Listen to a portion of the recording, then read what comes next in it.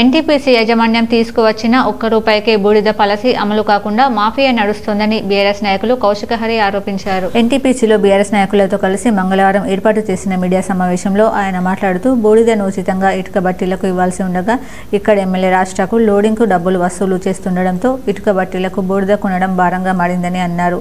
బూడిదలో ఇదివరకు దొంగలు ఉంటే రాష్ట్రకు ఎమ్మెల్యేగా వచ్చిన తర్వాత గజ దొంగలు తయారయ్యారని ఆరోపించారు.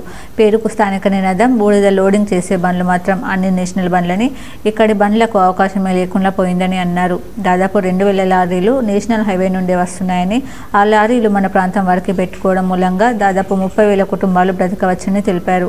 ఇప్పటికైనా ఎన్టీపీసీ యాజమాన్యం మంత్రులు రామగుండంలో జరుగుతున్న బూడిద మాఫియాను నియంత్రించాలని డిమాండ్ చేశారు.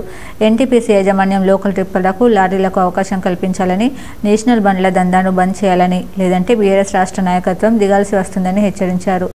దయచేసి గమనించండి, ఇక్కడ బయట లారీలు వస్తున్నాయి, 2000 లారీలకు బయటికి నుంచి వస్తున్నాయి. ఇక్కడ మన 2000 లారీలు ఇంటికాడ ఉంటున్నాయి. 2000 లారీలకు దగ్గర ఒక 7 కుటుంబాలు బతకవచ్చు ఒక లారీకి. ఈ లెక్కన 15,000 కుటుంబాలు బతకవచ్చు. ఇప్పుడు నేషనల్ హైవేకి వెళ్ళి వచ్చే లారీల వల్ల మన పంపుల డీజిల్ పోసుకోడు, మా డ్రైవర్ని పెట్టుకోడు, మా మెకానిక్ దగ్గర పోడు, మా ఆటో స్టోర్లో సామాన్ కొనడు, మా టైర్ పంచర్ కాడికి రాడు. ఏ విధంగా మాకు లాభం? మా లారీలో ములకుంటాయి, బయటి లారీలో నడుస్తాయి. మరి మక్కాన్ సింగ్ వచ్చి గెలిచింది ఎందుకోసం? ఇవాళ బయట వాళ్ళను పంపించి మనకి ఇక్కడ బూడిద తినేటోళ్ళకు ఉపాధి చూపెడతావా? ఊర్ల పేరు మీద ఊరోళ్ళను వాడుకుంటావు, ఎప్పుడన్నా నీకు అవసరం ఉన్నప్పుడు ఊరోళ్ళను వాడుకుంటావు. ఎలికలపల్లి గ్రామస్తులను వాడుకున్నావు. మొన్న ప్రెస్ల వాళ్ళను మా మీద పెద్ద మాట్లాడారు. అరే ఎన్ని రోజులకెళ్ళి నడుస్తుంది? 15 రోజులకెళ్ళో 20 రోజులకెళ్ళి నడుస్తుంది. మీ ఊరికి ఏం వచ్చిందో నాకు చెప్పండి. ఆ ఊరికి ఏమి ఇచ్చినావు? ఆ ఊర్లో 10 లారీలు కొనుక్కొని ఎవరైనా నడుపుకుంటారా? లేకపోతే ఆ ఊరికి సిఎస్ఆర్ కింద నువ్వు నిధులిచ్చినావా? లేకపోతే నువ్వు వసూలు చేసి 4,000 10,000కి వెళ్ళి ఆ ఊరికి ఏమని ఇచ్చినావా? అసలు ఇక్కడ ఏ కాంగ్రెస్ కార్యకర్త అన్నా ₹1 పాపం నువ్వు సంపాదించుకునే దాంట్లోకి నీకు ఇచ్చినావా? ఎవరికి లాభం అవుతుంది ఈ దోపిడితోటి? బయట లారీలు బతుకుతున్నాయి, నువ్వు బయటకు వెళ్ళి వచ్చినావు, నువ్వు వేసుకపోతున్నావు పైసలు. ఈ ఊరు కాకలు లేదు, ఈ ఊరికి ఉపాధి వద్దు. ఇది అడిగితే ఇక ఒక్కొక్కరు నానా రకాల భాషతో ఇసుకపడతారు. మరి దీనికి ఎందుకు? రండి అందరం కలిసి సమాజం, ఈ గోదావరికంలో ఉన్న సభ్య సమాజంలో బాధ్యత గల వ్యక్తులు అందరం కలిసి పోదామాడికి పోయి అక్కడ ఏం జరుగుతుందో మీరు గమనించండి. ఏ విధమైన దోపిడీ పేపర్లలో విపరీతంగా వస్తుంది. మరి ముఖ్యమంత్రి దగ్గరికే పోదాం రండి. రేపు జరుగుతుంది అసెంబ్లీ అయ్యేటప్పుడు పదయాత్రగా ముఖ్యమంత్రి గారి దగ్గరికి వెళ్తాం. ఇవాళ కేంద్ర మంత్రులు కూడా పట్టించుకుంటలేరు, వాళ్ళకు కూడా ఇవాళ రిప్రజెంటేషన్ ఇస్తాం.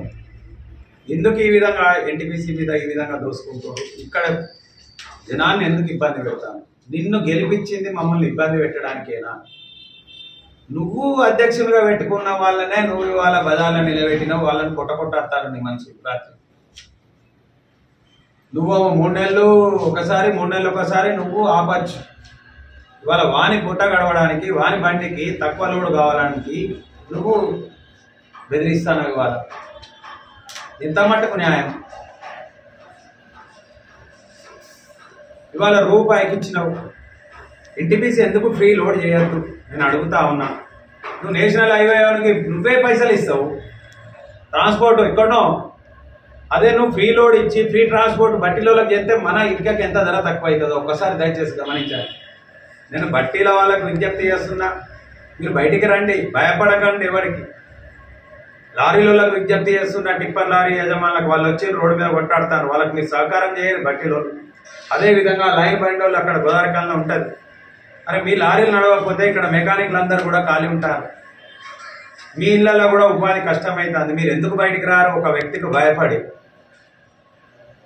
మీకు ఇప్పుడు బూడిద తప్పించి ఇంకే ఉపాధి వస్తుంది ఫ్యూచర్లో లైన్ బండ్లకు? ఇక్కడ బొగ్గోమో 30 కూడా లోడ్ కావు, యూరియా కాదు, అన్నీ కూడా మన రైలు వేగం ద్వారా పోతున్నాయి. మరి ఉన్న ఉపాధిని కాపాడుకోవడానికి ఇంత అవకాశాన్ని ఎందుకు మీ నాయకుడు ఎందుకు రెస్పాండ్ అవుతలేడు? మిమ్మల్ని ఉపవాసం పెట్టి మందితోటి ఎందుకు ఎంగేజ్ చేసుకుంటారు? అంతా ఓవర్లోడ్లకు మామూలు మత్తులో మునిగిపోతున్న మనది ఊరు, ఇంకేం లేదు. ఈ మీడియా సమావేశంలో బీఆర్ఎస్ పార్టీ నాయకులు బుర్ర శంకర్ గౌడ్, మాజీ కార్పొరేటర్ కోదాటి ప్రవీణ్, మద్దికుంట శంకర్, సాదుల రాంబాబు, నిమ్మరాజుల రవి, మాదాసు శ్రీనివాస్, మేకల శ్రీనివాస్ యాదవ్, రాధారపు రాజమల్లయ్య తదితరులు పాల్గొన్నారు.